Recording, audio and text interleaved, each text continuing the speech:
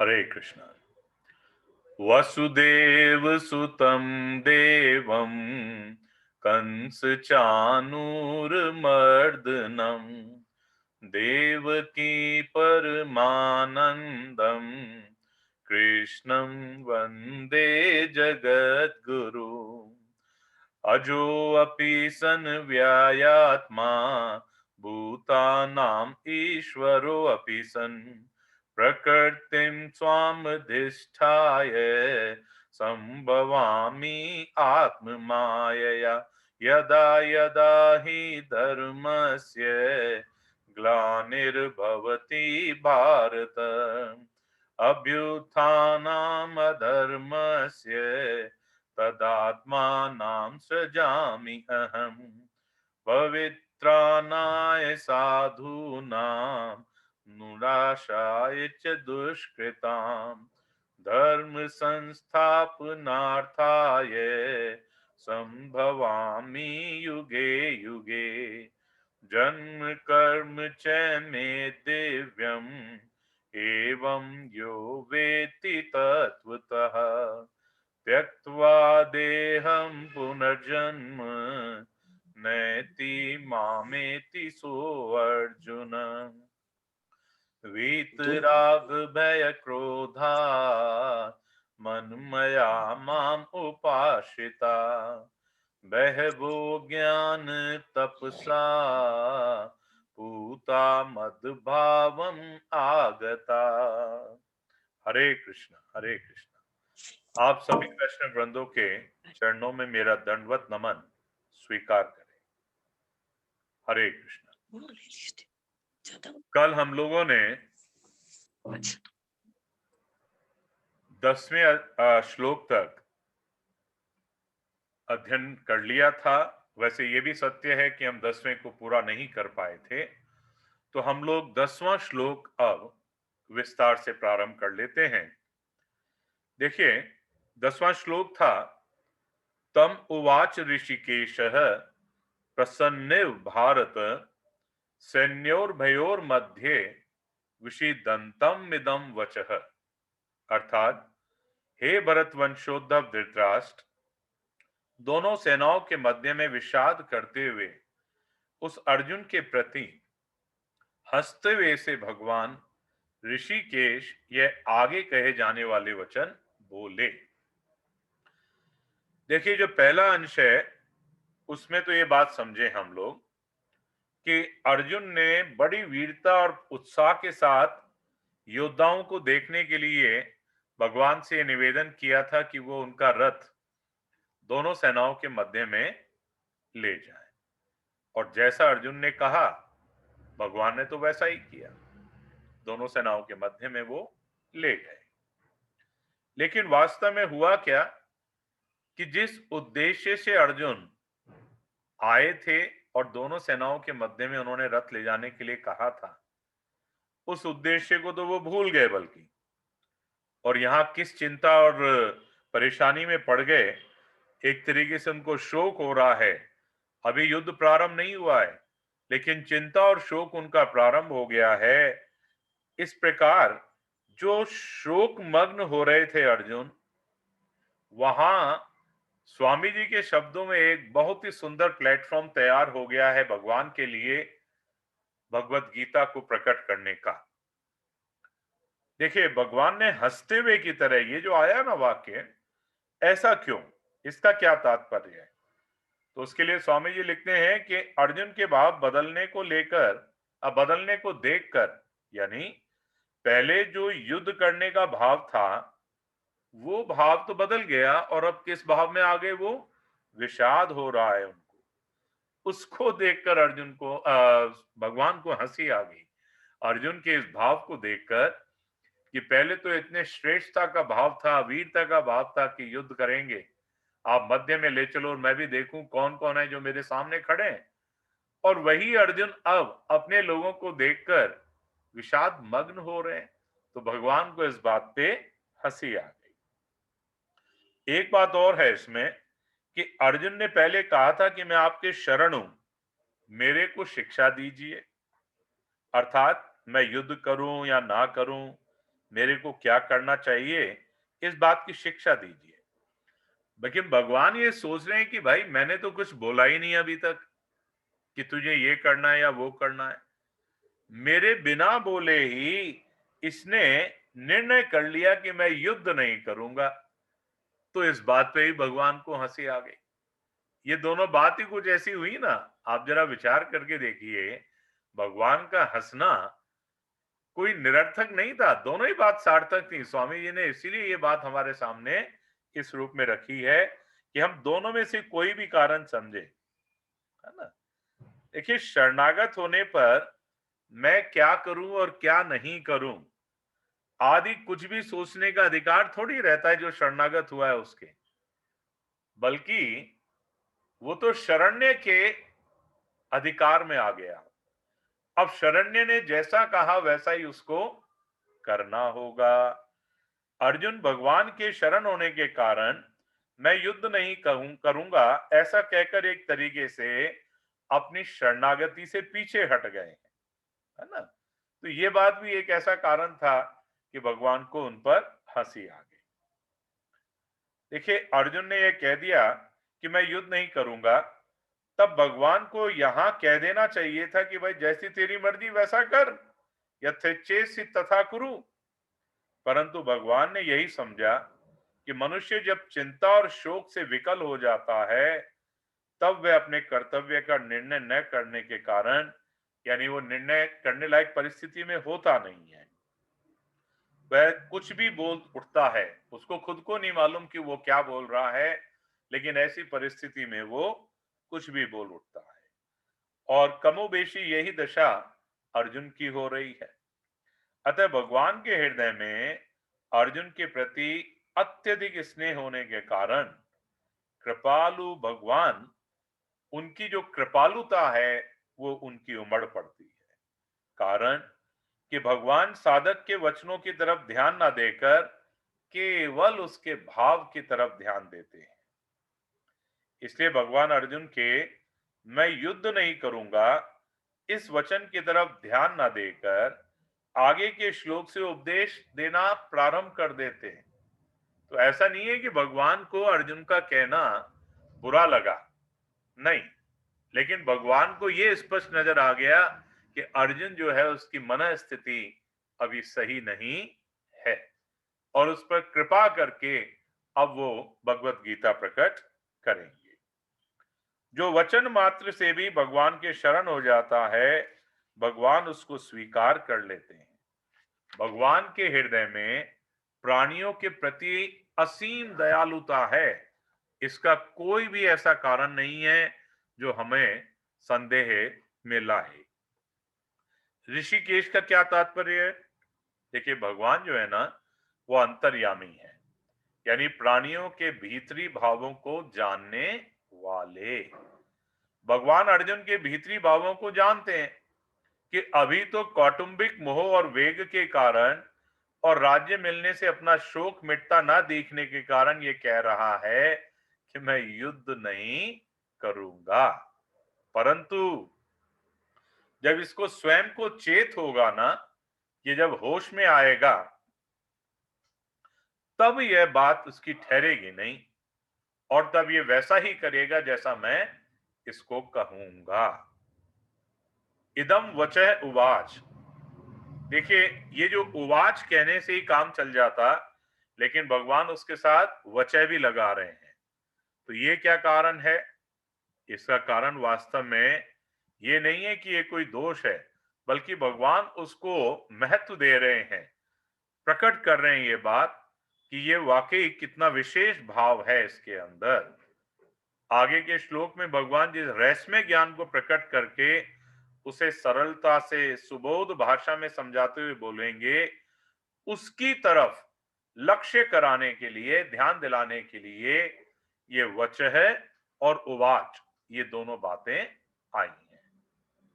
यह एक विशिष्ट भाव स्वामी जी आप और मेरे सामने रखते हैं। क्या विशिष्ट भाव है?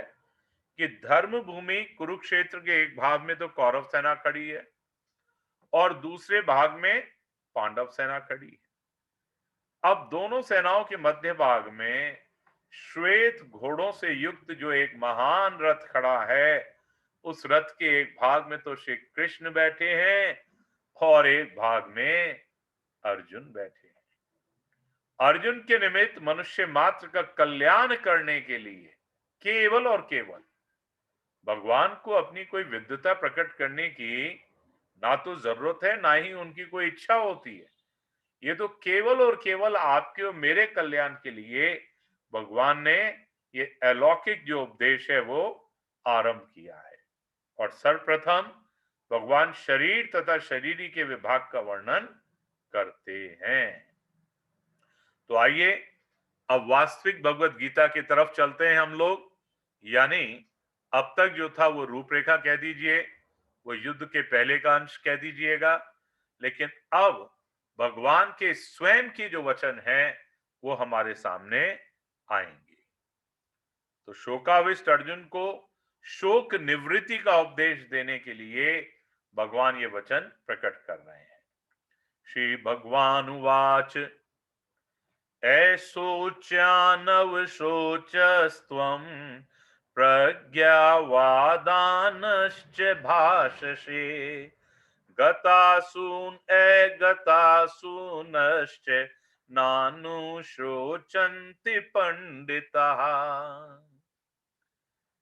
कितनी अभूतपूर्व बात भगवान बता रहे हैं। देखिए कि तुमने शोक न करने योग्य का शोक किया है और विद्वता पंडिताई की बातें कह रहे हो, परंतु जिनके प्राण चले गए हैं उनके लिए और जिनके प्राण नहीं गए हैं उनके लिए पंडित लोग शोक नहीं करते। अब जरा ध्यान से इस चीज को समझिए। पहली बात तो क्या है कि जिनके प्राण चले गए हैं, देखिए जिनके प्राण चले गए से क्या तात्पर्य है। चूंकि हम में से अधिकांश लोग वो बैठे हैं जिन्होंने एक बार भगवत गीता का भावार्थ पढ़ लिया है, तो आप जानते हैं हम जो शरीरी हैं, देही हैं, भगवान के जो अंश हैं, ये तो अमर है ना, शाश्वत है। ना तो इसका कोई जन्म होता है और ना ही ये मरता है, अजन्मा है ये। तो फिर प्राण किसके गए? तो प्राण तो भाई केवल और केवल इस नाशवान शरीर के गए, जो आपको और मुझे इस समय प्राप्त है। और हम सब जानते हैं क्या कि एक ना एक दिन ये शरीर हम सबका छूटेगा। किसकी भांति छूटेगा? जैसे पुराने वस्त्र हम छोड़ देते हैं और नए वस्त्र धारण करते हैं। आज तक कभी किसी को नए वस्त्र पहनकर दुख हुआ है क्या? स्वयं विचार करिए, कभी नहीं हुआ। ऐसे ही ये हमारा भगवान का अंश रूप स्वरूप है, जो जब भी कभी नया शरीर धारण करता है तो बहुत प्रसन्न रहता है। लेकिन होता क्या है कि जब हम अटैचमेंट, आसक्ति, लगाव, ममता कर लेते हैं तो हमें दुख होता है। इसको यूं भी ले लीजिएगा कि आपको कोई ड्रेस बहुत पसंद है, बहुत पसंद है, और किसी कारण से वो जो ड्रेस है आपकी वो जल जाती है या कहीं से फट जाती है तो दुख होने लगता है। बस यही तो एकमात्र कारण है। आइए व्याख्या को स्वामी जी के शब्दों में समझने का और श्रेष्ठ प्रयास करते हैं।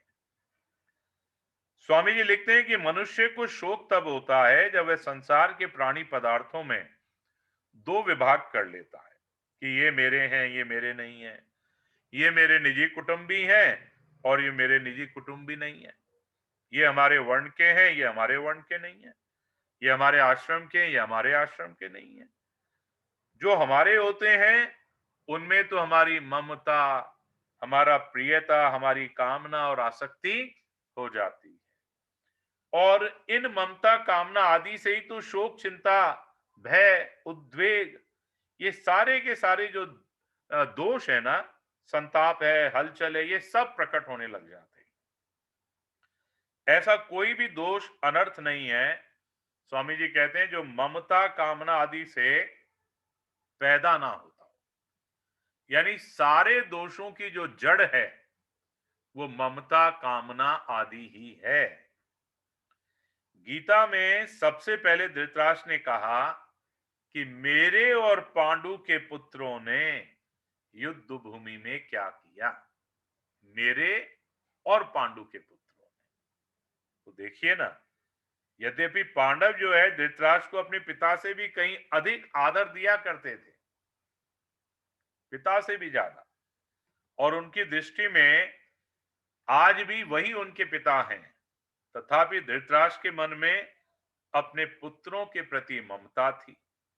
अतः उनका अपने पुत्रों में और पांडवों में भेदभाव पूर्वक पक्षपात था कि ये तो मेरे हैं और ये मेरे नहीं। तो जो ममता धृतराष्ट्र में थी वही ममता अर्जुन में भी अब पैदा हो गई। देखिए, धृतराष्ट्र में जो ममता रूपी दोष था, इस समय अर्जुन के मन में भी वही ममता रूपी दोष जाग गया है। परंतु अर्जुन की वह ममता धृतराष्ट्र की ममता के समान नहीं है। कारण अर्जुन में धृतराष्ट्र की तरह पक्षपात नहीं है। धृतराष्ट्र ने तो पक्षपात किया था कि मेरे और पांडु के पुत्रों, जबकि यहां अर्जुन ऐसा कुछ नहीं कह रहे हैं। वो तो क्या कह रहे हैं, हमारे कुटुंबी, हमारे स्वजन, हमारे पितामह, हमारे गुरुजन, वो मैं और तू को बल्कि हमारे रूप में प्रकट करते हैं। तो अर्जुन क्या कह रहे हैं, दृष्टवेवम स्वजनम, और दुर्योधन आदि भी स्वजन कहते हैं। वो क्या कहते हैं वहां पर, स्वजनम ही कथम हत्वा सुखिनः श्याम माधव। दुर्योधन आदि को भी उन्होंने स्वजन ही कहा है। तात्पर्य यह है, देखिए, कि अर्जुन की संपूर्ण कुरुवंशियों में ममता थी और उस ममता के कारण ही उनके मरने की आशंका से अर्जुन को शोक हो रहा था। और इस शोक को मिटाने के लिए भगवान ने अर्जुन को गीता का उपदेश देना प्रारंभ किया है। देखिए, जो गीता का उपदेश प्रारंभ होता है ना, वो इसी श्लोक से प्रारंभ होता है, दूसरे अध्याय के 11वें श्लोक से। और इसके अंत में भगवान इसी शोक को अनुचित बताते हुए कहेंगे कि तू केवल मेरा ही आश्रय ले और शोक मत कर। मां शुच, आपको याद हो 18वें श्लोक का, 18वें अध्याय का 66वां श्लोक, मन मना मद भक्तो मध्याजी माम नमस्कुरु। एक तो यह है 65वां, और सर्वधर्मान परित्यज्य मामेकम शरणम आवृज अहम त्वा सर्व पापेभ्यो मोक्षयिष्यामि मा शुच, ये 66वां।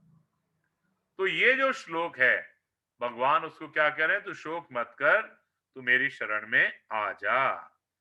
कारण कि संसार का आश्रय लेने से तो शोक ही होता है, और अनन्य भाव से भगवान का आश्रय लेने से शोक चिंता आदि सब मिट जाते हैं। तो आइए समझें हम लोग, ऐशोच्यान अवशोचस्त्वम। देखिए, संसार में दो चीजें हैं, क्या, सत असत, शरीर शरीरी। इन दोनों में शरीरी तो अविनाशी है, उसका कभी विनाश नहीं होता, और शरीर विनाशी है। अब यहां जो महत्वपूर्ण बात है वो क्या है, जो अविनाशी है उनके लिए शोक करना बनता ही नहीं।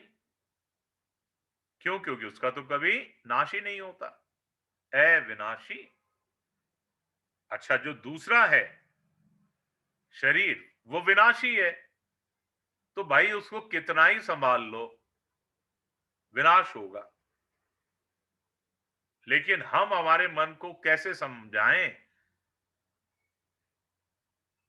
इसको समझने की चेष्टा करें। जो बचपन में था शरीर, वो युवावस्था में नहीं था। जो युवावस्था में है वो प्रौढ़ अवस्था में नहीं है, और प्रौढ़ अवस्था में जो आज शरीर है वो बुजुर्ग अवस्था में आगे नहीं रहेगा। समझे? हमारे जैसे काले काले बाल थे पहले, वो धीरे धीरे धीरे धीरे ग्रे और फिर वाकई सफेद हो जाते हैं। चाहे आप ऊपरी तौर पे उसको रंग लीजिएगा, लेकिन वास्तविकता तो नहीं बदलती ना। और एक ना एक दिन ये सब नष्ट होगा ही। तो स्वामी जी कहते हैं भाई, जो विकारी है, जो नष्ट होगा ही, उसके लिए क्या चिंता, क्या शोक, नहीं करना चाहिए। तात्पर्य क्या हुआ? शोक करना न तो शरीरी के लिए बनता है और ना शरीरों के लिए ही बनता है। शोक के होने में तो केवल मूर्खता, अविवेक ही हमारा इसका कारण है। मनुष्य के सामने जन्मना, मरना, लाभ हानि आदि रूप में जो कुछ परिस्थितियां आती हैं, ये आती क्यों है? क्योंकि हमारे प्रारब्ध में है। ये प्रारब्ध के कारण आती हैं ये। प्रारब्ध का अर्थ क्या होता है? प्रारब्ध का अर्थ है कि अपने किए हुए कर्मों का फल है ये।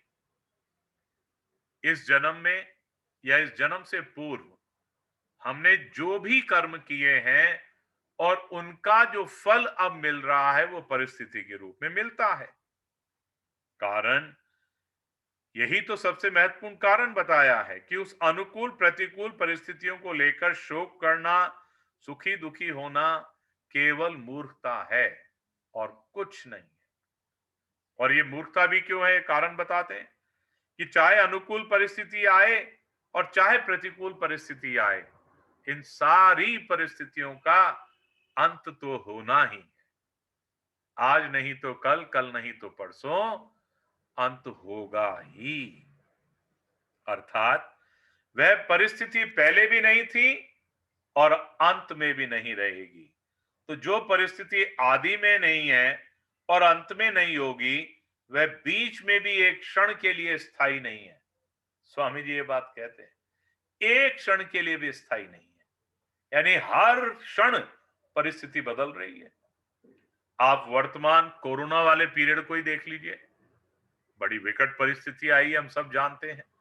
लेकिन ये परिस्थिति एक जैसी नहीं है, उतार चढ़ाव रेगुलर हो रहा है। हाँ, ये सत्य है कि हम चाहते हैं कि उतार ही उतार हो, चढ़ाव नहीं हो, लेकिन चढ़ाव भी आ जाता है, देखने को मिलता है। तो कहने का तात्पर्य क्या है कि ये परिस्थितियां एक जैसी नहीं हैं। अगर ये स्थायी होती तो मिटती कैसे, और मिटती है अगर तो स्थायी कैसे? तो ऐसी प्रतिक्षण मिटने वाली अनुकूल प्रतिकूल परिस्थितियों को लेकर ना तो हमें शोक करना चाहिए, ना हर्ष करना चाहिए। सुखी दुखी होना केवल और केवल हमारी मूर्खता का ही परिचायक है। प्रज्ञावादानश्च भाषसे। देखिए, भगवान अर्जुन की तरफ व्यंगात्मक रूप से क्या कहते हैं कि भाई, एक तरफ तो तू पंडिताई की बातें कर रहा है और दूसरी तरफ शोक भी कर रहा है, अतः तू केवल बातें ही बनाता है, वास्तव में तू पंडित नहीं है। क्योंकि जो पंडित होते हैं वे किसी के लिए भी कभी शोक नहीं करते। कुल का नाश होने से कुल धर्म नष्ट हो जाएगा, धर्म के नष्ट होने से स्त्रियां दूषित हो जाएंगी, जिससे वर्ण संकर पैदा होगा। वर्ण संकर कुल घातियों को और उनके कुल को नरकों में ले जाने वाला होगा। पिंड और पानी ना मिलने से पितरों का पतन हो जाएगा। ऐसी तेरी पंडिताई की बातों से तो यही सिद्ध होता है कि भाई, शरीर तो नाशवान है और शरीर ही अविनाशी है। तो अगर शरीरी स्वयं अविनाशी ना होता तो कुलघाती और कुल नरकों में जाने का भय नहीं होता ना। पितरों का पतन होने की चिंता थोड़ी ही होती। तो अगर तुझे कुल की और पितरों की चिंता होती है, उनका पतन होने का भय होता है, तो भी यह सिद्ध होता है कि शरीर नाशवान है और उसमें रहने वाली शरीरी नित्य है। तो भगवान ने फिर प्रूव कर दिया कि भाई, अगर तुझे ऐसा डर लग रहा है कि तेरे पितरों का नाश हो जाएगा, तो इसका मतलब भाई सीधी बात है, शरीर नाशवान है, तो जो नाशवान है उसका तो नाश होगा ही, और जो अविनाशी है उसका नाश कोई कर नहीं सकता। तो चिंता किस बात की? नहीं करनी चाहिए चिंता ना। अतः शरीरों के नाश को लेकर तेरा शोक अनुचित है। फिर भगवान और क्या विशेष बात कह रहे हैं, जरा उस पर ध्यान दीजिए। गतासून है गतासूनश्च।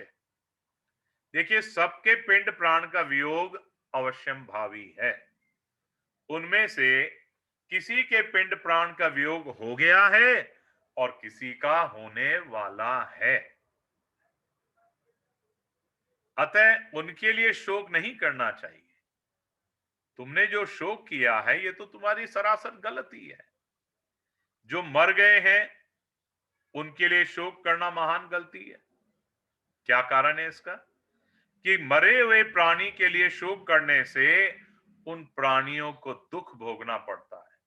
स्वामी जी समझाते हैं कि जब हम मरे हुए लोगों के लिए आंसू बहाते हैं ना, तो हमारे उन प्राणियों को हमारे द्वारा बहाए गए आंसुओं को पीना पड़ता है। इसलिए जो मर गए हैं, चाहे हमारे कोई करीबी क्यों ना हो, हमें कभी भी उनके लिए आंसू नहीं बहाने चाहिए। आप समझे इन बातों को। हम ये कह सकते हैं कि कैसी गलत बात हो रही है, आंसू बहाते नहीं, आ ही जाता है। ये सब अटैचमेंट और ममता का ही तो कारण है। ये बात मैं नहीं कह रहा हूं, यहां पर जो लिखा है उसको स्वामी जी समझा रहे हैं कि मरे हुए प्राणी के लिए शोक करने से उन प्राणियों को दुख भोगना पड़ता है। जैसे मृतात्मा के लिए जो पिंड और जल दिया जाता है वह उसको परलोक में मिल जाता है, ऐसे ही मृतात्मा के लिए जो कफ और आंसू बहाते हैं वे मृतात्मा को परवश होकर खाने पीने पड़ते हैं। कहां आया है भाई ये? पंचतंत्र मित्र भेद। देखिए क्या लिखा है वहां कि मृतात्मा को अपने बंधु बांधवों के द्वारा त्यक्त कफ युक्त आंसुओं को विवश होकर खाना पीना पड़ता है, इसलिए रोना नहीं चाहिए। प्रत्युत अपनी शक्ति के अनुसार मृतात्मा की और्ध्वदैहिक क्रिया करनी चाहिए। यानी उसके प्रति हमें वो सारे के सारे क्रियाएं करनी चाहिए जिससे वो प्रसन्न रहे। एक जगह और आया है ये स्कंद पुराण में। क्या लिखते हैं वहां पर कि मृतात्मा के बंधु बांधव भूतल पर जिन आंसुओं का त्याग करते हैं उन आंसुओं को मृतात्मा परलोक में पीते हैं। तो आप बताइए ना, यदि हम इन मृतात्माओं के लिए आंसू बहाते हैं तो हम अच्छा नहीं कर रहे हैं, बल्कि उनको कष्ट ही पहुंचा रहे हैं। जो अभी जी रहे हैं उनके लिए भी शोक नहीं करना चाहिए, उनका तो पालन पोषण करना चाहिए, प्रबंध करना चाहिए। उनकी क्या दशा होगी, उनका भरण पोषण कैसे होगा, उनकी सहायता कौन करेगा, आदि चिंता शोक कभी नहीं करने चाहिए, क्योंकि चिंता और शोक करने से कोई लाभ नहीं है। आप बताएं, क्या आप चिंता करेंगे तो चिंता दूर हो जाएगी क्या? कभी नहीं। बल्कि स्वामी जी ने तो एक जगह लिखा है कि चिंता करने से और परेशानियां बढ़ती हैं। इसलिए हमें चिंता नहीं करनी चाहिए, बल्कि उस चिंता का सामना करना चाहिए। परमात्मा में अटूट विश्वास रखना चाहिए और बार बार अपने श्रेष्ठ प्रयास करने चाहिए जिसकी आज्ञा हमें मिली हुई है। मेरे शरीर के अंग शिथिल हो रहे हैं, मुख सूख रहा है आदि विकारों के पैदा होने में मूल कारण है शरीर के साथ एकता मानना। कारण कि शरीर के साथ एकता मानने से ही शरीर का पालन पोषण करने वालों के साथ अपनापन हो जाता है, और इस अपनेपन के कारण ही कुटुंबियों के मरने की आशंका से अर्जुन के मन में यह चिंता और शोक हो रहे थे। देखिए, इसी चिंता शोक के कारण ही अर्जुन के शरीर में ये सारे के सारे विकार आ गए हैं। गतासून और अगतासून इन दोनों के लिए कर्तव्य कर्म करना चिंता की बात नहीं है। गतासून के लिए पिंड पानी देना श्राद्ध तर्पण करना यह कर्तव्य है, और अगतासून के लिए व्यवस्था कर देना, निर्वाह का प्रबंध कर देना, यह कर्तव्य है। तो कर्तव्य चिंता का विषय थोड़ा ही होता है। कर्तव्य तो विचार का विषय होता है। विचार और चिंता में तो बहुत अंतर है। विचार से कर्तव्य का बोध होता है, और चिंता से तो विचार नष्ट होता है। इन दोनों में अंतर ये है। नानुशोचन्ति पंडितः, सत असत विवेकवती बुद्धि का नाम पंडा है। पंडा किसका नाम है? विवेकवती बुद्धि का। और वह पंडा जिसकी विकसित हो गई है, अर्थात जिनको सत और असत का स्पष्टतया विवेक हो गया है, वे पंडित कहलाते हैं। ऐसे पंडितों में सत असत को लेकर शोक नहीं होता, क्योंकि सत को सत मानने से भी शोक नहीं होता, और असत को असत मानने से भी शोक नहीं होता। स्वामी जी खुद क्या कह रहे हैं, देखिए कि स्वयं सत स्वरूप है। आप और मैं, हम सब सत स्वरूप हैं, और बदलने वाला शरीर जो है हमारा, ये असत स्वरूप है। अब असत को सत मान लेने से ही तो शोक होता है।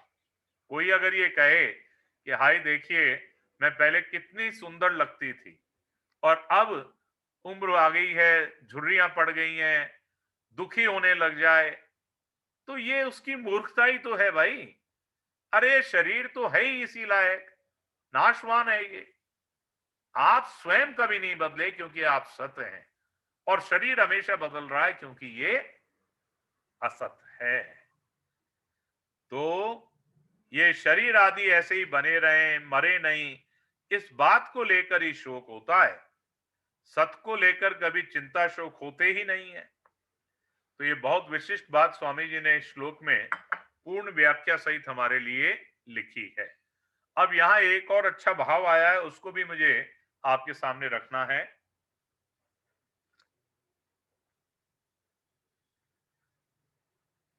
देखिए, ये विशेष भाव क्या है कि एक विभाग तो शरीर का है, और एक विभाग है शरीरी। शरीरी का मतलब शरीर वाला। दोनों एक दूसरे से सर्वथा संबंध रहित हैं।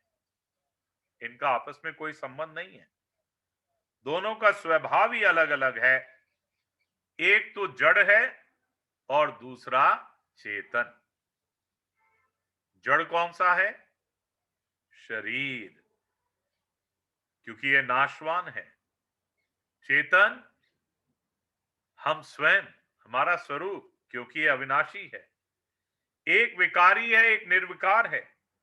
एक में तो प्रति क्षण परिवर्तन हो रहा है, और एक अनंत काल तक ज्यों का त्यों ही रहता है। शरीर और शरीरी दोनों ही अशोच्य हैं। देखिए, शरीर का तो निरंतर विनाश होता है, अतः उसके लिए शोक करना बनता ही नहीं है, और शरीरी का कभी विनाश होता ही नहीं। तो फिर किस बात का शोक? शोक तो केवल मूर्खता से होता है। स्वामी जी कहते हैं कि शरीर की निरंतर सहज निवृत्ति है, और शरीरी निरंतर सबको प्राप्त है। शरीर और शरीरी के इस विभाग को जाने वाले विवेकी मनुष्य मृत अथवा जीवित किसी भी प्राणी के लिए कभी भी शोक नहीं करते। उनकी दृष्टि में बदलने वाले शरीर का विभाग ही अलग है, और ना बदलने वाले शरीरी अर्थात स्वरूप की सत्ता का विभाग भी बिल्कुल अलग है। देखिए, भगवत गीता का जो उपदेश है ना, वो शरीर और शरीरी के भेद से आरंभ होता है। ऐसे कई ग्रंथ हैं जहां पर यही बात दार्शनिक अंदाज में आत्मा अनात्मा इदमता से वर्णन करते हैं, पर गीता इदमता से आत्मा अनात्मा का वर्णन ना करते हुए जो अनुभव में आसानी से आ जाए, शरीर तो आपका मेरा सबका देखा हुआ है, तो हम शरीर के रूप को समझ सकते हैं। और ये शरीर जिसने धारण किया वही तो शरीर ही है। तो इससे शरीर के समझने के कारण हम शरीर ही समझ सकते हैं, इसलिए भगवान ने ये टर्म यूज किया है। यह गीता की विलक्षणता ही है। साधक अपना कल्याण चाहता है तो उसके लिए सबसे पहले यह जानना आवश्यक है कि मैं हूं कौन। अर्जुन ने भी अपने कल्याण का उपाय पूछा है, तभी तो अर्जुन कह रहे हैं ना 7वें श्लोक में, यत् श्रेयः स्यात् निश्चितम ब्रूहि तन में। देखिए, देह और देही का भेद स्वीकार करने से ही कल्याण हो सकता है। अब नया टर्म क्या आया? देह और देही, इसको भी समझ लें। शरीर यानी देह और शरीरी यानी देही। तो इस प्रकार से दोनों एक जैसे ही शब्द हैं।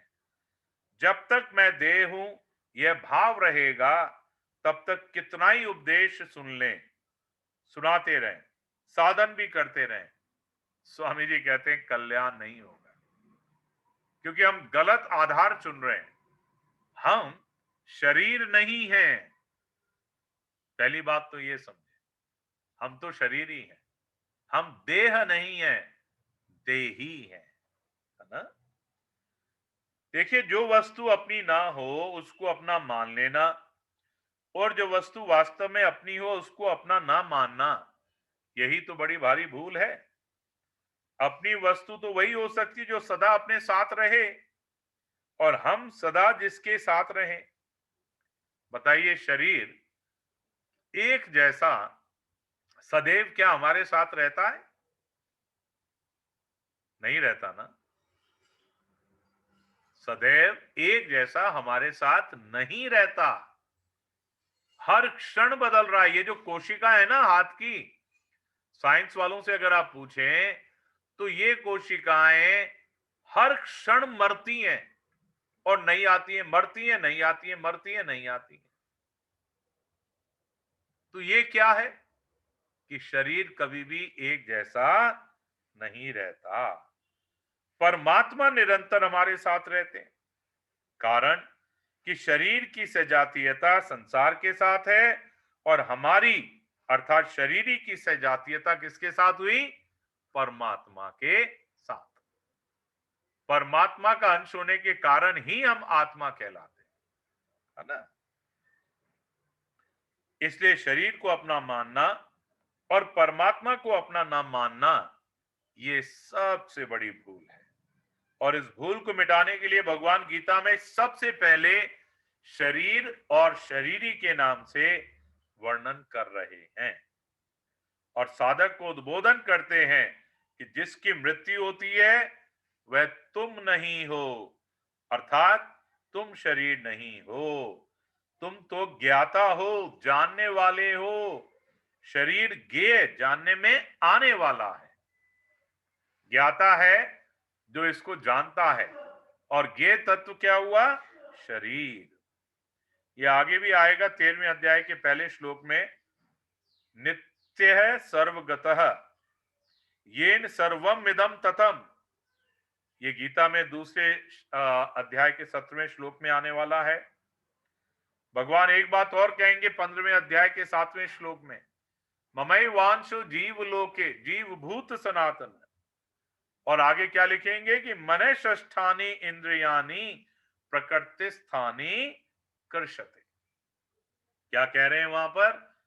कि ये जो मनुष्य है ये मेरा ही अंश है, लेकिन मेरी इस माया के वशीभूत होके, प्रकृति के वशीभूत होके, इन छहों इंद्रियों के वशीभूत होकर उस माया की तरफ आकर्षित हो गया है और मुझे उसने छोड़ दिया है।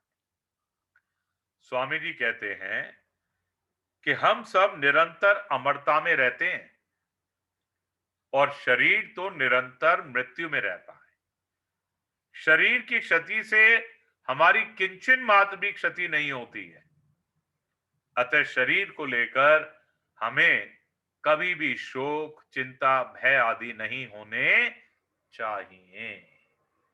तो देखिए, आज एक विलक्षण बात सीख लीजिएगा। बाल चाहे काले हो रहे हो या सफेद हो रहे हो, बाल झड़ रहे हो, आप और मेरे सबके साथ हो रहा है ये, तो जरा भी चिंतित मत होइएगा। अरे तो नाशवान है, जाएगा ही, क्या परेशान होना है इस बारे में। शरीर का हर अंग शिथिल पड़ेगा, धीरे धीरे आंखों से देखना कम होगा, कानों से सुनना ही कम देगा, चाल भी टेढ़ी मेढ़ी हो जाएगी, शक्ति रहेगी नहीं। तो भाई हम इस शरीर से लगाव क्यों रखें? हमारा लगाव तो केवल परमात्मा की तरफ होना चाहिए। अब एक महत्वपूर्ण बात और इसी श्लोक में स्वामी जी ने जो प्रकट की है वो भी समझाने की है। सर्वगतः येन सर्वम इदम ततम, इसका तात्पर्य जो बताया गया है कि साधक का स्वरूप सत्ता मात्र है, अतः वास्तव में वह शरीरी नहीं है, प्रत्युत अशरीरी है। देखिए गौर करिएगा, समझाने के लिए शरीरी या कहा है, लेकिन वास्तव में देखा जाए तो शरीरी भी नहीं है। क्यों? कि शरीरी तो केवल शरीर के संबंध से है, और जब हमारा संबंध ही नहीं है शरीर से, तो हम शरीरी भी नहीं है, हम तो उससे भी ऊंचे हैं, परमात्मा के अंश। केवल यहां समझने के लिए भगवान ने शरीर और शरीरी के रूप में प्रारंभ किया है। तो देखिए ना, वास्तव में वह शरीरी नहीं है, प्रत्युत अशरीरी है, इसलिए भगवान ने उसको अव्यक्त भी कहा है।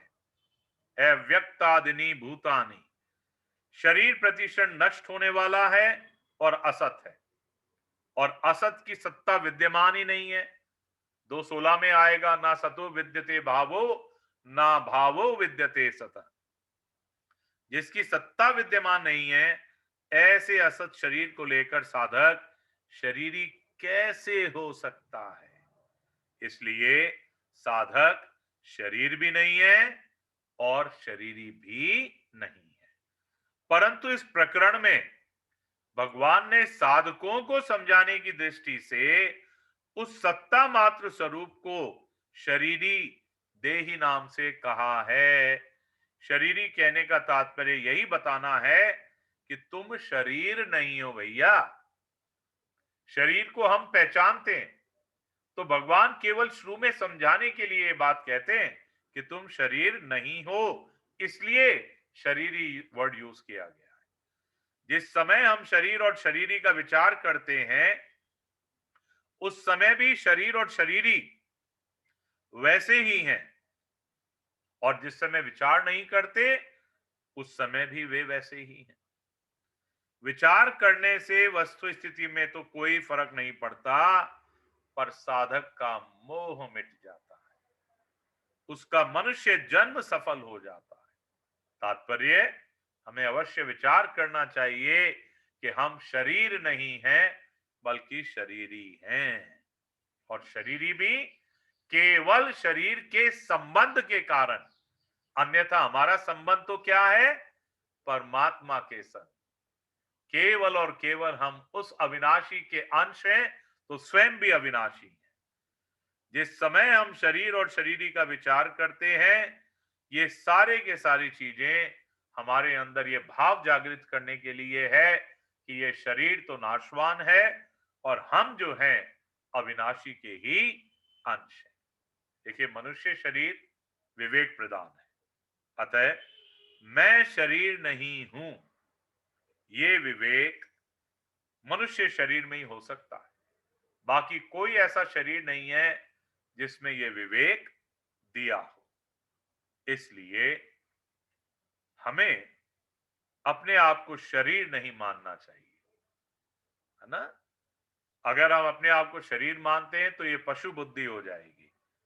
और यही कारण है, सुखदेव जी महाराज ने भी राजा परीक्षित से क्या कहा है भागवतम में, हे राजन, अब तुम यह पशु बुद्धि छोड़ दो कि मैं मर जाऊंगा।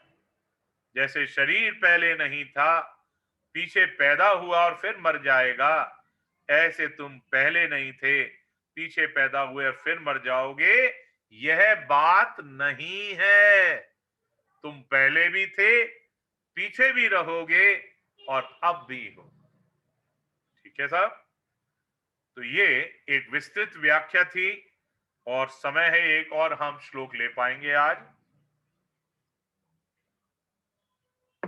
आइए 12वें श्लोक का वाचन लेते हैं। पहले उसका संबंध देख लें।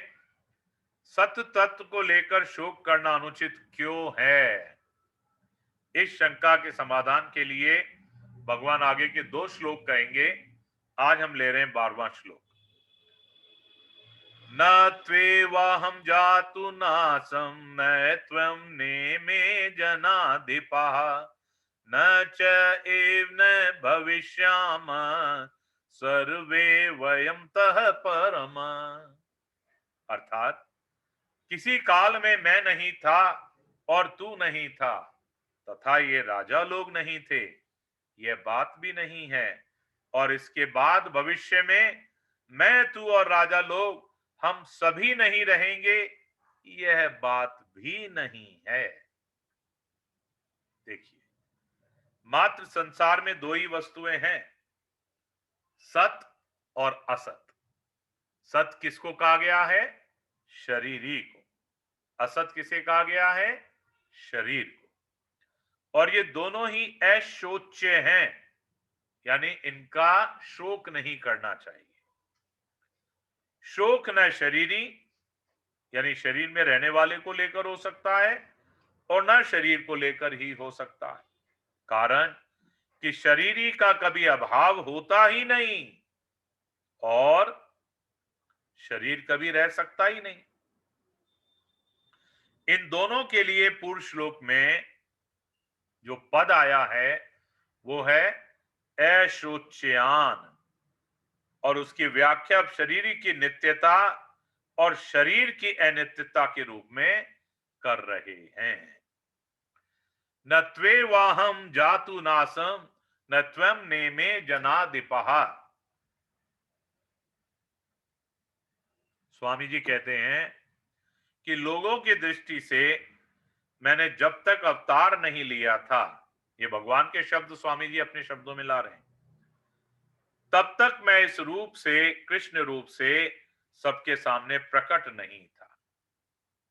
और तेरा जब तक जन्म नहीं हुआ था तब तक तू भी इस रूप से, यानी अर्जुन रूप से सबके सामने प्रकट थोड़े ही था, नहीं था प्रकट। तथा इन राजाओं का भी जब तक जन्म नहीं हुआ था तब तक ये भी इस रूप से, यानी राजा रूप से सबके सामने प्रकट नहीं थे। परंतु मैं, तू और ये राजा लोग इस रूप से प्रकट ना होने पर भी पहले नहीं थे, ऐसी बात नहीं है। ऐसी बात नहीं है। यहां मैं, तू और ये राजा लोग पहले थे, ऐसा कहने से ही काम चल सकता था, लेकिन स्वामी जी यहां व्याख्या में बताते हैं कि ऐसा न कहकर भगवान क्या कह रहे हैं कि मैं, तू और ये राजा लोग पहले नहीं थे, ऐसी बात नहीं है। इसका कारण ये है, पहले नहीं थे ऐसी बात नहीं है और पहले हम सब जरूरी थे, ये बात दृढ़ हो जाती है कि हम सब जरूर थे।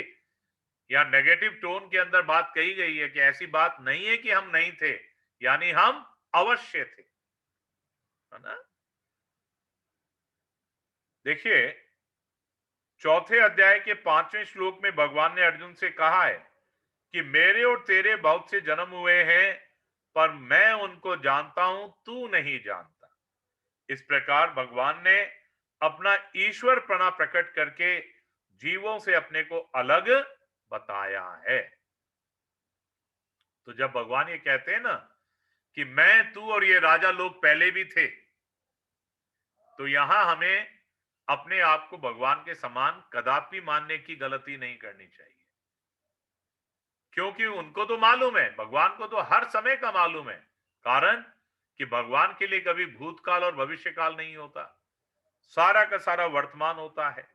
लेकिन आप और मेरे लिए तो है भूत भी, वर्तमान भी और भविष्य।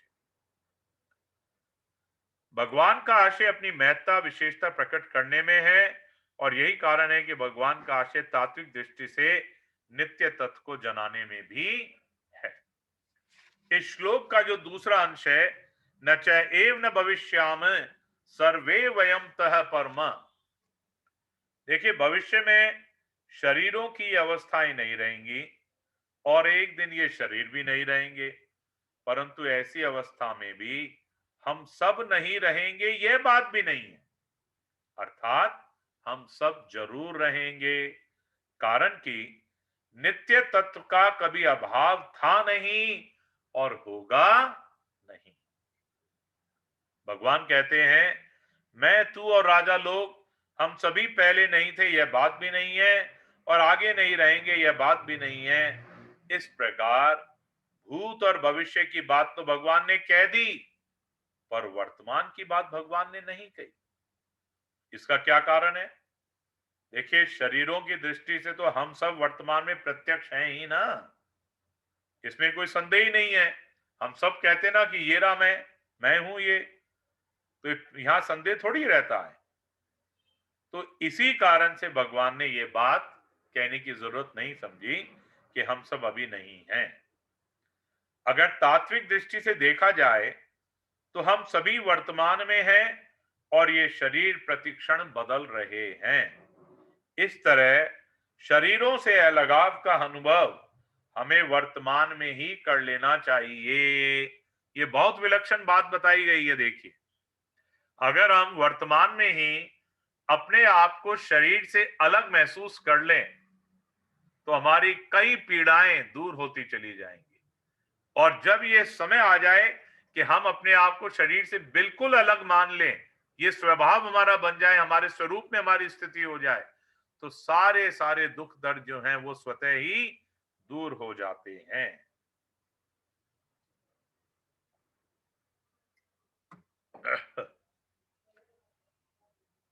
तात्पर्य है कि जैसे भूत और भविष्य में अपनी सत्ता का अभाव नहीं है, ऐसे ही वर्तमान में भी अपनी सत्ता का अभाव नहीं है। इसका अनुभव हम सबको करना चाहिए। एक बात और स्वामी जी बहुत विशेषता से बताते हैं कि प्रत्येक प्राणी को नींद आने से पहले भी अनुभव रहता है कि अभी हम हैं, और नींद खुलने पर भी अनुभव रहता है कि अभी हम हैं। तो नींद की अवस्था में भी हम वैसे के वैसे ही थे, केवल बाह्य जानने की जो सामग्री का अभाव था, हमारी दृष्टि बाहरी जो थी वो बंद हो जाती, उसका अभाव था, हमारा अभाव नहीं था। ऐसे ही मैं, तू और राजा लोग, हम सबके शरीर पहले भी नहीं थे, बाद में भी नहीं होंगे, अभी भी शरीर प्रतिक्षण नाश की तरफ जा रहा है। परंतु जो सत्ता पहले भी थी वो सत्ता आगे भी रहेगी, और अभी भी वो सत्ता वैसी की वैसी ही है। उसमें नाम मात्र का कोई परिवर्तन ना तो था, ना है, और ना आएगा।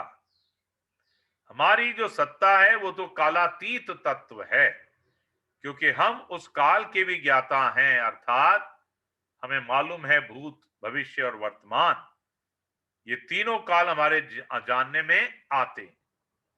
आप में से कई कह सकते हैं कि भविष्य कहाँ जानने में आता है, लेकिन हमारी जो सत्ता है वो चूंकि हमेशा रहती है, सत्ता कभी मिटती नहीं है, इसलिए कहा गया है कि भविष्य भी जानने में आता है। उस कालातीत तत्व को समझाने के लिए ही भगवान ने यह श्लोक कहा है। आप और मैं एक भविष्य तो जानते हैं सब, कि ये शरीर हमारे साथ कभी परमानेंटली नहीं रहेगा। तो भविष्य मालूम हो गया कि नहीं? विचार करके देखिए। आप और मैं अच्छी तरह जानते हैं कि आज जिस घर में हम हैं, सदैव के लिए इस घर में नहीं रहेंगे। भविष्य मालूम हो गया कि नहीं? आप और मैं अच्छी तरह जानते हैं कि जिन वस्त्रों को हमने धारण किया हुआ है, ये वस्त्र हमेशा हमारे शरीर के साथ नहीं रहेंगे। तो भविष्य मालूम हो गया कि नहीं? है ना? तो हम अपने विवेक का प्रयोग करें तो सत्ता रूपी जो हम हैं वो वर्तमान भी जानता है, भूत भी जानता है, और भविष्य भी जानता है। समय अगर देखा जाए तो केवल 4 मिनट है, तो मैं अपनी वाणी को आज यहीं विराम देना चाहूंगा। और आपके कोई कोई प्रश्न हो, कोई विशेष टिप्पणी हो, तो जरूर आप रखिएगा। कोई भी बात आप रखना चाहें, अपने संदेह को प्रकट करिए। अब भगवत गीता का प्राकट्य प्रारंभ हो गया है, भगवान के शब्द प्रारंभ हो गए। तो जो भी कोई चीज शंका हो, संदेह हो, उसको जरूर रखिएगा।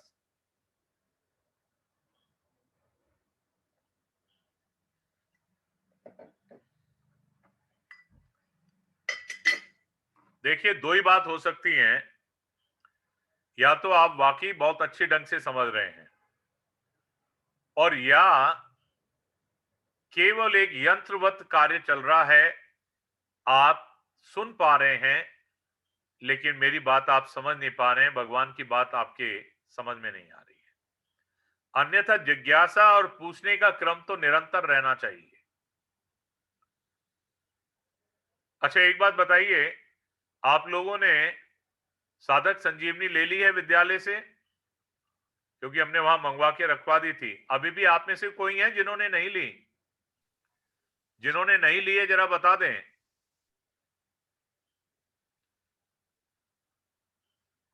अच्छा, जिन्होंने ले ली एक बार हाथ खड़ा कर दें, जिन्होंने विद्यालय से ली है। आपके हाथ नहीं दिख रहे हैं मुझे। चलिए, मैं एक तो देख रहा हूं, उषा जी का, अशोक जी का, और वंदिता जी ने ले ली है। अगर बाकियों ने नहीं ली है तो कृपया ले लीजिएगा वहां से। आपके पास हो सकती है पहले से हो, पुष्पा जी के पास, शांता जी के पास, मंजू जी आपके पास है पहले से ही, बहुत अच्छी बात है। तो बाकी जिन लोगों के पास साधक संजीवनी नहीं है, कृपया विद्यालय से कलेक्ट कर लीजिएगा, है ना। आप लोगों के लिए हमने 10 सेट मंगा के रखे। हरे कृष्णा सर। हरे कृष्ण। ममता जी बताइए। सर एक प्रश्न है, पूछूं? हाँ हाँ बिल्कुल। सर पता नहीं सही है या गलत, पर एक बार पूछ ही लेती हूँ। आपके पास सर साधक कल एक बात संजीवनी आ करी गई थी है? हमने कि मेरी आवाज आ रही है? साधक संजीवनी ले ली है या नहीं, पहले तो ये सर वो बताओ। बात मैंने स्कूल से, हाँ सर स्कूल से नहीं वो, हाँ हाँ, सर, हाँ सर, कहीं से हाँ भी सर वो हो आपके गई, पास आ गई है ना। हाँ सर। जी, आपका प्रश्न रखें। सर कल एक बात कही थी कि भोजन और विवाह वर्ण के अनुसार ही करना चाहिए। अब मैं प्रश्न तो थोड़ा ऐसा है, रामावतार में हमने देखा कि भीलनी के यहाँ बेर खाए थे भगवान ने, तो वो वर्ण तो नहीं था उनका, वो तो क्षत्रिय कुल से थे जी और उनका कुल अलग था। तो ये थोड़ा मुझे कल से अब परेशान कर रहा था ये नहीं प्रश्न, नहीं नहीं पर नहीं, मैंने कल तो आपने पूछा नहीं, आज रख दिया। बहुत ही श्रेष्ठ प्रश्न पूछा है। बहुत ही अच्छा प्रश्न है ये, है ना। आप सत्य कह रही हैं कि भगवान ने अपने आचरण से, व्यवहार से सबको ये स्पष्ट समझाया है कि प्रेम से बढ़कर कुछ भी नहीं है, भक्ति से बढ़कर कुछ भी नहीं है। जो बात कल कही गई थी कि रोटी बेटी का संबंध वर्णाश्रम के अनुसार होना चाहिए, उसमें और भगवान के द्वारा भिल्ली के बेर खाने में जो अंतर है, उस भाव को समझें। वर्णाश्रम के साथ व्यवहार करने की जो बात एक साधारण रूप से समाज की व्यवस्था के अनुरूप कही गई है, समाज की व्यवस्था के अनुरूप। देखिए, समाज जब अव्यवस्थित होता है, तब बहुत सारी परेशानियां समाज में आ जाती हैं, जो वर्तमान में आप और मेरे सामने बहुत दिख रही हैं। क्यों? क्योंकि जो वर्णाश्रम व्यवस्था थी, उसको आज का समाज स्वीकार कहां कर रहा है। हम ब्राह्मण जो है बणियों का काम कर रहे हैं, यानी वणिकों का काम कर रहे हैं। क्षत्रिय जो है वो शूद्रों का काम कर रहे हैं। शूद्र जो है ब्राह्मण बन के प्रवचन दे रहे हैं। बात को समझिएगा। तो ये तो था एक सामाजिक व्यवस्था के अनुरूप बात। अब जो आपने बात कही है उसको समझे।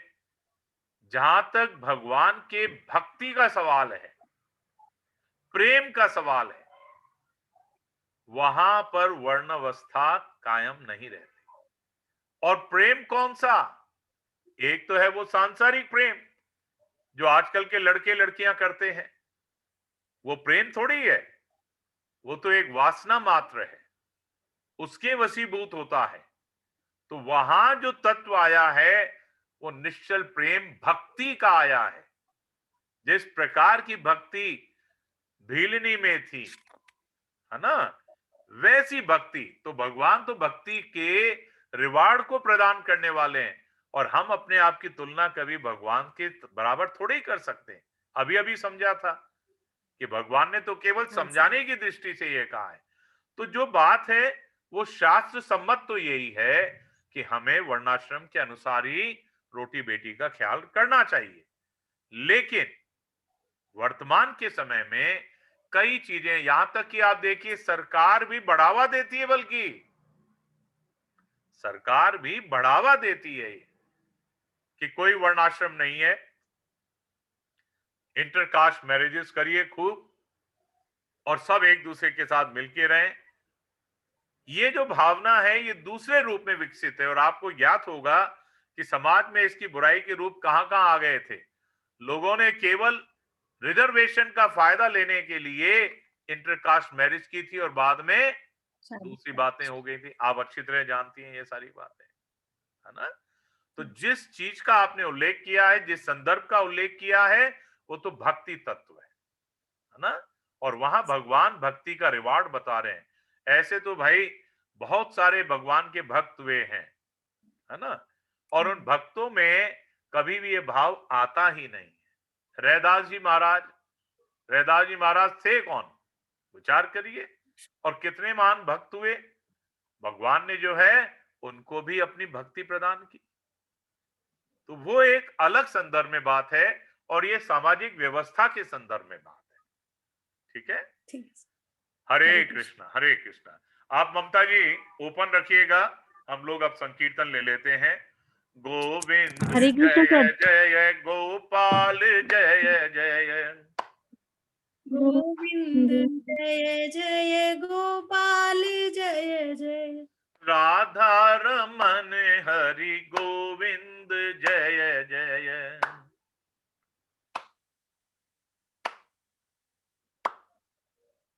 राधा रमण हरे गोविंद जय जय। गोविंद जय जय गोपाल जय जय, गोविंद जय जय गोपाल जय जय।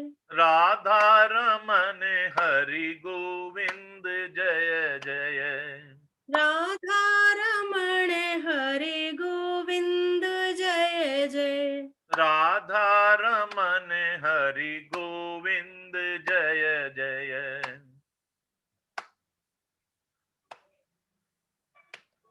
नाम संकीर्तनम यस्य राधा सर्व पाप रमण प्रणाशनम, प्रणामो दुक्षम नस्तम नमामि हरि परम। बोलो वृंदावन बिहारी लाल की जय हो, बांके बिहारी लाल की जय हो, राधा गोविंद सरकार की जय हो, आज के आनंद की जय हो। जय जय श्री राधे। आप सभी वैष्णव वृंदों के चरणों में उन्हें दंडवत नमन करता हूं, और आज के वाचन में कोई त्रुटि रह गई हो तो भगवान और आप सब मुझे क्षमा करें। हरे कृष्ण, हरे कृष्ण, हरे कृष्ण। हरे कृष्ण।